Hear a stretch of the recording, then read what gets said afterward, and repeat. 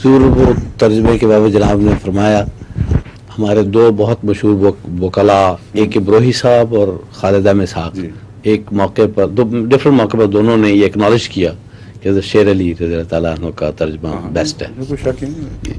دنیا کے ان کا تو پتہ نہیں کیا علم کا معیار تھا، لیکن یہ میں دنیا کی چوٹی کے علماء کی بات کر رہا ہوں. اور یہ جو انگریز تھے انہوں نے بھی بعض غلط فہمیاں یہ ہوئی کہ شاید میں زبان امپروو کرنے کی کوشش کر. میں نے کہا زبان امپروو کرنے کا کوئی میں سواب بھی میرے دماغ میں نہیں آیا، مگر جو مضمون حضرت مولوی صاحب نے سمجھا میرے نزدیک اس مضمون میں کے سمجھنے میں کچھ ابھی کمی رہ گئی تھی. آیات کے سیاق و سباق کے مطابق وہ نہیں بیٹھ رہا. اس لیے ترجمہ جب اس کا ہو گیا ہے تو آئندہ ہر شخص قرآن کریم کی طرف وہی منسوخ کرے گا.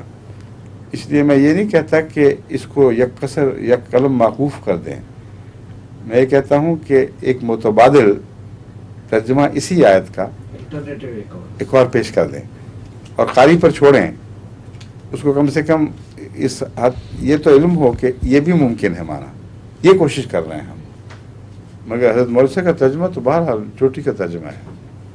اچھا جی، اب کہتے ہیں وقت ختم ہو گیا، اجازت چاہتا ہوں. ٹھیک ہے، آپ کا پورا ہو گیا راؤنڈ مکمل. ماشاء اللہ. اچھا، خدا